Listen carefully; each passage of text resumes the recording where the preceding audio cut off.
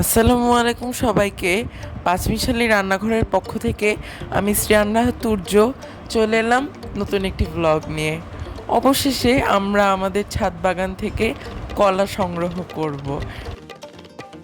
আমি আমার বাগানের ভিডিও আপলোড করে থাকি আপনাদেরকে উৎসাহিত করার জন্য, যাতে আপনারা ছাদ কিংবা বারান্দায় ছোট পরিসরে কিংবা বড় পরিসরে আমাদের প্রকৃতিকে বাঁচানোর জন্য বৃক্ষরোপণ করেন। নিজের হাতে রোপণকৃত ও পরিচর্যাকৃত উদ্ভিদ থেকে ফল সংগ্রহ করার আনন্দটাই কিন্তু অন্যরকম। তাই আমি প্রায় চলে আসি আমার এই ছাদ বাগানে কিছু ফল সংগ্রহ করার জন্য। আজ সেরকমই একটি ভিডিও নিয়ে আপনাদের সামনে চলে এলাম। এবার আমি চলে এলাম ঢ্যাঁড়স গাছের কাছে। প্রতি বছরই আমরা আমাদের ছাদে ঢ্যাঁড়স গাছ রোপণ করে থাকি। এই ঢ্যাঁড়স গাছ থেকে খুবই সামান্য পরিমাণ ঢ্যাঁড়স পেলেও আমরা কিন্তু তাতেই অনেক খুশি। এই ঢ্যাঁড়সগুলো ভাজি করে খেতে কিন্তু খুবই ভালো লাগবে।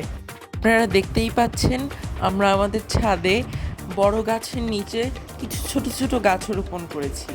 এর মধ্যে অন্যতম হলো বিলাতি ধনিয়া পাতা। আমরা অনেকগুলো ধনিয়া পাতা সংগ্রহ করে নিচ্ছি। এই ধনিয়া পাতা দিয়ে ভর্তা করলে বা তরি তরকারিতে গার্নিশ করলে কিন্তু ফ্লেভারটি খুবই ভালো হবে।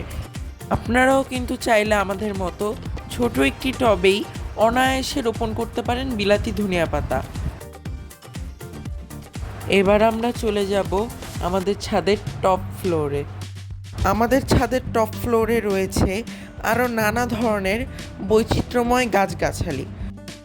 আমার যখন মন ভালো থাকে না, তখন আমি চলে আসি আমাদের ছাদে এই প্রকৃতির মাঝে। এই প্রকৃতির মাঝে আসলে কিন্তু আমার মনের বিষণ্ণতা কেটে যায়। এবার চলে আসব আমাদের কলা গাছের কাছে। সবুরের ফল কিন্তু সবসময় মিষ্টি হয় এবং অনেক অপেক্ষার পর আমাদের গাছে কলা ধরেছে। আজ আমরা এই কলাগুলোকে সংগ্রহ করে নিব।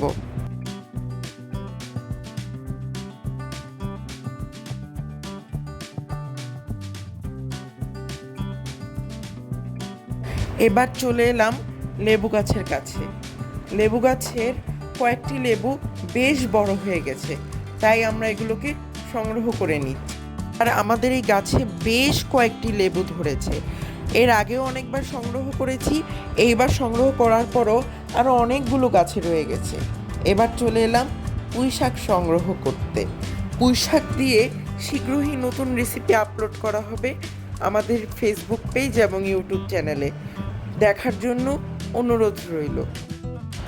আমাদের ইউটিউব চ্যানেল এবং ফেসবুক পেজ লাইক, ফলো এবং সাবস্ক্রাইব করে পাশেই থাকবেন।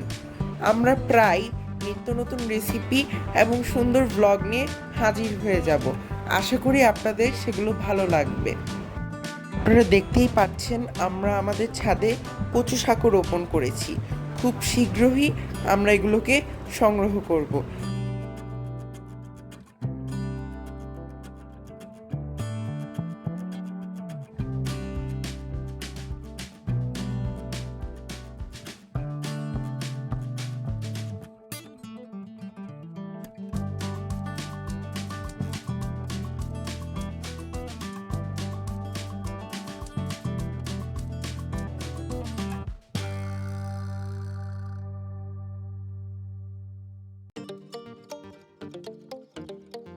এবার আমাদের সবেদা গাছে কিন্তু অনেকগুলো সবেদাও হয়েছে।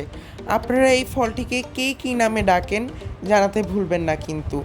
আমার সবেদা খুবই পছন্দ।